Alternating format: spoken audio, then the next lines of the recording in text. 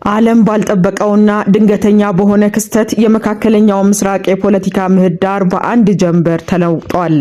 ለ36 ዓመታት ያህል በኢራን ላይ የብረት ገዢ የነበሩት ለደጋፊዎቻቸው ዘንድ እንደ መንፈሳዊ አባት፣ በተቀናቃኞቻቸው ዘንድ እንደ አስፈሪ መሪ የሚታዩት የ86 ዓመቱ የኢራኑ ጠቅላይ ሚኒስትር አያቶላህ አልሐሜኔይ ከዚህ ዓለም በሞት ተለይተዋል። ይህ ታሪካዊ ክስተት የተፈጸመው ትናንት የካቲት 28 2026 እንደ አውሮፓውያን አቆጣጠር በአሜሪካና በእስራኤል ጥምረት በቴህራን በሚገኘው ግቢያቸው ላይ በተሰነዘረ ከባድ የአየር ድብደባ መሆኑ ታማኝ ዓለም አቀፍ ሚዲያዎች እየዘገቡት ይገኛሉ። እነ ሮይተርስ፣ ጋርዲያን እና ታይም መጽሔት አረጋግጠዋል። ዜናው እውነት ለመሆኑ የሚከተሉት አካላት ይፋዊ ማረጋገጫ ሰጥተዋል። መጀመሪያ ላይ ዜናውን ለማመን ቢከብድም የኢራን መንግስታዊ ሚዲያም በመጨረሻም ዝምታውን በመስበር መሪው በድብደባው የሰማዕትነት ማዕረግ ማግኘታቸውን በይፋ አረጋግጧል።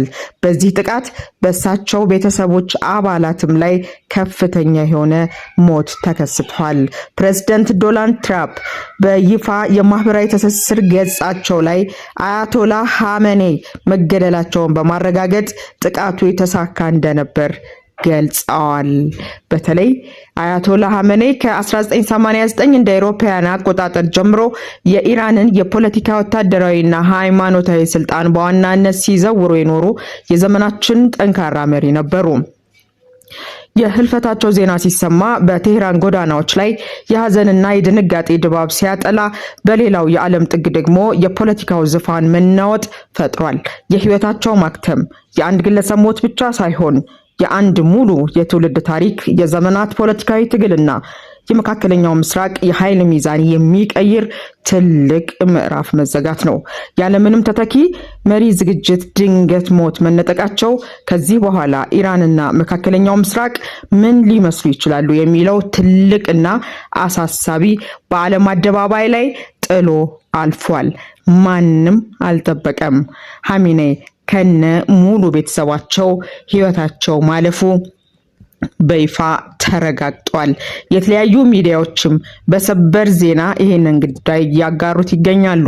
የኢራኑ ጠቅላይ ሚኒስትር መሪ አያቶላህ አልሐሜኔይ ተገደሉ። በእስራኤል መገናኛ ብዙሃን ላይ የወጡ ዘገባዎችን ዋቢ በማድረግ ሮይተርስ እንደዘገበው የኢራኑ ከፍተኛ መሪ አያቶላህ አልሐሜኔይ ህይወት አልፏል። የሪፖርቱ ምንጮች እንዳመለከቱት የሐሜኔይ አስክሬን መገኘቱን ተናግረዋል። ይህ ዘገባ በአካባቢው ያለውን የጂኦፖለቲካዊ ውጥረት ወደ ከፍተኛ ደረጃ የሚያደርሰው ነው ተብሎም ተጠብቋል። ቢቢሲ፣ አልጀዚራ እና ሮይተርስ ይህን ጉዳይ በተደጋጋሚ እየዘገቡት ይገኛሉ። የተለያዩ ሀገራትም ተመሳሳይ መረጃዎችን እያደረሱ ነው። የዩናይትድ አረብ ኤሚሬትስ የአየር ክልል በከፊል ተዘግቷል። በተያያዘ መረጃ በቀጠናው በተፈጠረ የጸጥታ ስጋት ምክንያት የተባበሩት አረብ ኤሚሬትስ ለጊዜው የአየር ክልሏን በከፊል መዝጋቷን አስታውቃለች። ባለስልጣናቱ ይህ መረጃ የተወሰደው በቀጠናው ባለው አለመረጋጋትና በተዘጉ የአየር ላይ ስጋቶች ምክንያት እንደ ጥንቃቄ መሆኑን አረጋግጠዋል። በዱባይ ኢንተርናሽናል ኤርፖርት እና በማክቱም ኢንተርናሽናል ኤርፖርት በረራዎች እየተዘዋወሩና መዘግየቶችም እየተስተዋሉ ነው። ሁኔታው በባለሙያዎች በጥንቃቄ እየተገመገመ ሲሆን በቀጣይ እንደ ሁኔታው ማስተካከያዎች ሊደረጉ ይችላሉ። ተጓዦች ወደ ኤርፖርት ከመሄዳቸው በፊት የበረራ ሁኔታቸውን ከአየር መንገድ ተቋማት እንዲያረጋግጡም ይመከራል ተብሏል።